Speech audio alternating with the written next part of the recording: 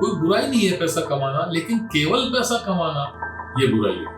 एक होता है कृपणता रूप से, कृपणता, वो कृपण व्यक्ति यानी कंजूस व्यक्ति, वो कुछ भी नहीं करता, वो न व्यसन करता है उन पैसों का, न स्वयं पे खर्चा करता है, बचाता रहता है, दूसरों पे करता है। केवल संचय, केवल संचय, केवल संचय, धन संचय, अंत तक भी वो धन संचय करता है। तो परमात्मा ने इसके लिए व्यवस्था कर रखी है कि इसको ले जाने का कोई विकल्प नहीं।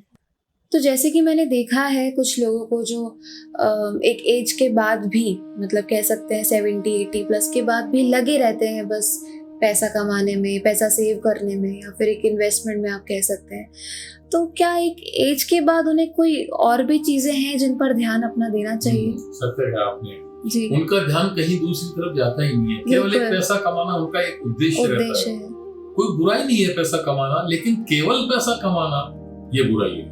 जी। अपने संतान की संस्कृति की ओर ध्यान देना, संस्कारों की ओर ध्यान देना, रचनात्मक कार्यों की ओर ध्यान देना, धार्मिक कार्यों की ओर ध्यान देना, सामाजिक कार्यों की ओर ध्यान देना, यह भी उसका कर्तव्य है। अच्छा, क्योंकि कई बार मैंने देखा है कुछ ऐसे बिजनेसमैन होते हैं जो बस उन्हें अपने परिवार पे ध्यान ही नहीं है, लेकिन बेटा या बेटी जो है वो गलत राह पे जा रहे हैं, फिर बाद में वो पछताते हैं जिसको पैसा भी नहीं खरीद सकता।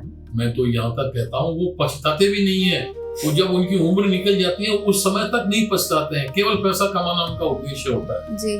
ऐसे लोगों के लिए एक कहानी मुझे याद आ रही है।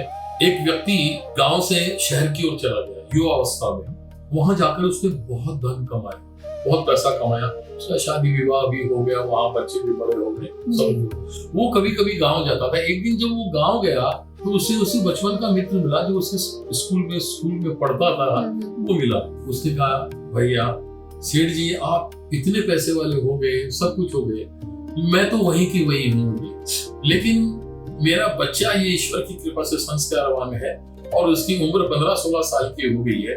आप एक बार बताइए, आप उस बच्चे को ले जा सकते हैं क्या? तो मैं क्या करूंगा ले जा करके? बोला यहाँ कोई काम धंधा है नहीं, वो इधर उधर भटकता रहेगा, आप उसे ले जाइए, जो देना चाहे दे दीजिए, उससे हम दोनों पति पत्नी का खर्चा निकल जाएगा और उसका खर्चा निकल जाएगा और भला हो जाएगा। मैंने कहा ठीक है सेठ जी का, ठीक है मैं ले जाता हूँ। सेठ जी उस बच्चे को साथ अपने ले गए, उस बड़े शहर में ले गए। वहां ले जाकर उन्होंने अपने मुनीर को बुलाया, बोला इसको खाना खर्चा देना है, इसको कपड़े लत्ते देने हैं और इसको प्रति माह 5,000 रुपए महीने के दे देना। ये उसमें अपना खर्चा भी कर लेगा, अपना मूल शौक भी कर लेगा, अपने गाँव भी भेज देगा और जो करना होगा वो कर लेगा। जब 2 महीने बीत गए तो एक दिन सेठ जी, उनके घर का उद्यान था, एक बगीचा था, गार्डन, उसमें लेके उसको साथ साथ घूमते घूमते बोले, और भाई कैसा है रामनाथ, सब ठीक चल रहा है? रामनाथ बोला, सेठ जी आपकी दया से और ईश्वर की दया से सब कुछ बढ़िया चल रहा है। बोला तुझे कितने रुपए मिल रहे हैं? बोला मुझे 5,000 रुपए महीने मिल रहे हैं और खाना पीना मिल रहा है, मैं मौज में हूँ, मस्त में हूँ। क्या करते हैं 5,000 रुपए का? बोला मैं 2,500 रुपए तो अपने माता पिता को भेज देता हूँ घर पे, और 2,500 रुपए में से 500 रुपए एक अपने घर के पास स्कूल है, वहाँ उस स्कूल में बहुत सारे बच्चे ऐसे हैं जो अपनी किताब वगैरह खरीद नहीं पाते हैं, गरीब बच्चे हैं, मैं 1,000 रुपए उनको दे देता हूँ हर महीने। उनके स्कूल के जो टीचर हैं उनको बोल देता हूँ, वो 1,000 रुपए उन पे खर्च कर देते हैं।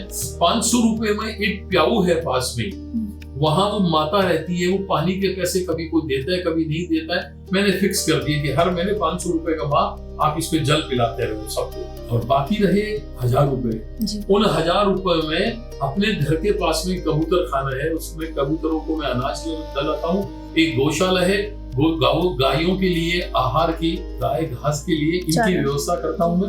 वो मैं क्या, परमात्मा करा देता है, मेरे हाथों से करा देता है। ये कर्तव्य मौज से चल रहा है, माता पिता भी उसमें 2,500 रुपए में मौज से रह रहे हैं। तो फिर तू इतने बड़े शहर में रह रहा है, कभी कोई रेस्टोरेंट में जाना, कभी कोई मूवी देखना, तेरी सप्ताह में एक छुट्टी होती है उसमें जाता है कभी?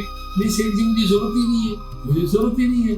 बोला तुझे जरूरत ही नहीं? बोला तू मूर्ख का मूर्ख रहेगा। कोई बात नहीं। उन्होंने तुरंत उसी समय मुनीम को बुलाया, बोला इसकी सैलरी कितनी है मालूम है? तो बोला हाँ सर 5,000 रुपए, इसकी जस्ट डबल कर दो, 10,000 कर दो, अब इसको घूमने दो, फिरने दो, इसको एंजॉय करने दो। फिर 2-1 महीने बाद में सेठ जी उसी उद्यान में उसको साथ लेके घूम रहे थे, घूमते तो अब तो ठीक है, बोला मतलब बोला तू अब तो ठीक है ना, तेरी तनख्वाह 10 अब enjoy तो कर पहले रहे भी ठीक था सेठ जी, आज भी ठीक है।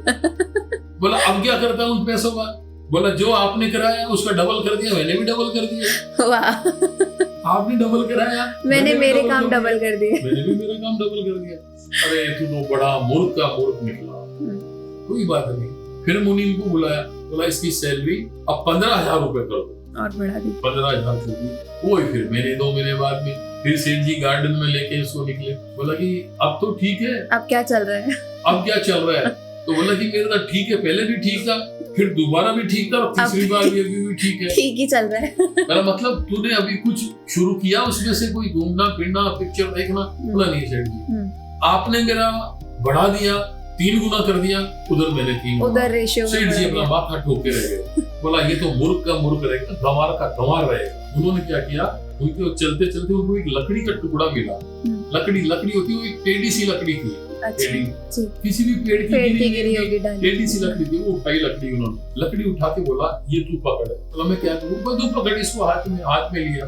बोला मैं इसको जेब में डाल ले, उसे जेब में डाल ली। बोला जैसी लकड़ी टेढ़ी है ना, ऐसी तेरी बुद्धि भी टेढ़ी है। मुझे तू संसार का सबसे मूर्ख और टेढ़ा व्यक्ति लगता है, इसलिए ये लकड़ी मैंने तेरे को खिताब के रूप में अवार्ड मिला है। अवार्ड दे दिया मैंने तेरे को इसका, कि तू टेढ़ा है, तू टेढ़ी लकड़ी रख। फिर क्या करूं? और फिर क्या करना? जब तेरे से बड़ा तेरे को कोई मूर्ख मिल जाए तो उसको ये अवार्ड तो उसको दे देना। ठीक है सेठ जी, जैसा आपका आदेश।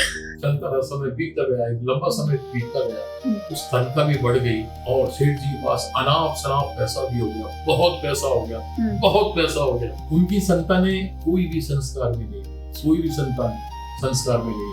एक दिन सेठ जी को ऐसी बीमारी लगी कि वो मरणासन अवस्था में आ गए। वो जब घर पे गया, रामनाथ जब घर पे गया, जाके देखा तो चारों तरफ सारे रिश्तेदार आए हुए हैं, डॉक्टर वैद्य की लाइन लगी हुई है, सब देख रहे हैं, बेटे को सब खड़े हैं पास में। तो बस क्या हुआ सेठ जी को?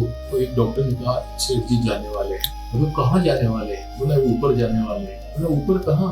बोला मरने वाले हैं। तो बोला फिर मरने से क्या होगा? बोला ऊपर चले जाएंगे। तो बोला अकेले थोड़ी जाएंगे, मैं चल जाऊंगा साथ, मैं हूं ना इनका सेवक, हमेशा मैंने इनका साथ दिया है, और दूंगा। तो सेठ जी को बोला सेठ जी चिंता मत करो, मैं हूँ, मैं आपके साथ चलूंगा। बोला हाँ, अपनी तिजोरी में बहुत सारा सोना पड़ा है, जेवर पड़े हैं, चांदी तो छोड़ो, चांदी वजन करेगी, अब तो सोना ले लेते हैं और आपके लिए अच्छे अच्छे कपड़े और रेशमी बढ़िया बढ़िया वस्त्र पड़े हैं और मैं आपके साथ चलता हूँ, आप चिंता क्यों करते हो? और थोड़ा बहुत भोजन पानी भी ले लेते हैं साथ में, बाकी नहीं मिलेगा तो खरीद के खा लेंगे। तो मैंने कहा रामनाथ तू मूर्ख था, मूर्ख है और मूर्ख रहेगा। बोला क्यों सेठ जी?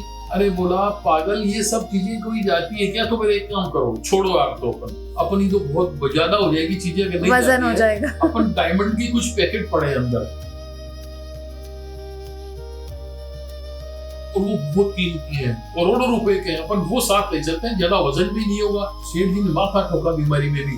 अरे बोला मूर्ख वो भी साथ नहीं जाता, तो बोला मैं, बोला तू भी नहीं जा सकता, तो कौन? बोला कोई नहीं जाएगा, कोई नहीं। बोला सेठ जी जा तो सकता है। अच्छा, बोला जा सकता है। बोला पहले एक काम करो, उसने जेब से लकड़ी निकाल के उनके हाथ में दिया, बोला पकड़ो इसको। बोला मैं क्या करूं? अवार्ड। बोला मैंने इसलिए पूछा आपसे, पहले तो ये बताओ तो फिर साथ क्या जाएगा? ये नहीं जाएंगे? बोला नहीं। बोला साथ जाएगा हमारे द्वारा किए हैं सत्कर्म, हमारे द्वारा किए हुए हैं परोपकार, हमारा द्वारा किए हुए रचनात्मक काम, हमारा द्वारा किए हुए सामाजिक काम और हमारे द्वारा किए हुए वो काम जो ईश्वर को पसंद है। तो बोला इसलिए वही जाते हैं ना साथ। हाँ, तो बोलो गठरी तैयार है आपके पास? वो गठरी तो नहीं है, तो फिर ये लकड़ी बोला मेरी निगाहों में संसार के सबसे मुख्य व्यक्ति हो। आप जानते हो इस बात को, लेकिन मानते नहीं। जानने और मानने में बहुत अंतर है। जानने और मानने में फर्क है। आप जानते हो, जानते पूछते आपने ऐसा किया, इसका मतलब आप संसार के सबसे मुख्य व्यक्ति हो। जवाब आपके मैं पास जानता भी था, मैं मानता भी था, मेरी जितनी सामर्थ्य थी मैंने किया। आपके पास तो बहुत बड़ी सामर्थ्य थी, आप चाहते तो जितना बड़ा से बड़ा चाहे तो कर सकते थे। आपके पास तो पुंजों की बहुत बड़ी गठरी बन सकती थी। इस संदर्भ में संतों का एक ही कहना है कि परमेश्वर ने जो एक व्यवस्था कर रखी है, वो व्यवस्था ये कर रखी है, हमारे पूर्वजों द्वारा जो धन हमने कमाया है या हमने हमारे प्रयास से जो अर्जित भौतिक धन द्रव्य संसाधन, ये बहुत सारी चीजें कमाई है, उसके 3 विकल्प परमात्मा ने सुझाए हैं। उस धन के 3 विकल्प सुझाए। पहला तो नकारात्मक रूप, उससे हम उस धन से बहुत व्यसन कर सकते हैं, गलत से गलत आचरण कर सकते हैं, किसी प्रकार का कोई अच्छा काम नहीं कर सकते, दुर्व्यसन पूर्णतया दुर्व्यसन कर सकते हैं। ऐसे ऐसे गंदी चीजों का सेवन करते हैं जो हमारे स्वास्थ्य के लिए तो है ही हानिकारक, जो इस लोक और परलोक दोनों के लिए हानिकारक है। और दूसरा है सकारात्मक रूप से। सकारात्मक रूप हमारे घर परिवार का हम खर्चा चलाएं, हम हमारे कार्य के लिए उसका खर्चा करें, लेकिन वो भी करें कि जिसको जरूरतमंद को हम दें। बिल्कुल हम सामाजिक कार्य भी करें, सही बात। हम धार्मिक कार्य भी करें, हम रचनात्मक कार्य भी करें, और जरूरतमंदों को तो अवश्य ही दें, क्योंकि परमात्मा ने हमें इतना सामर्थ्यवान बनाया।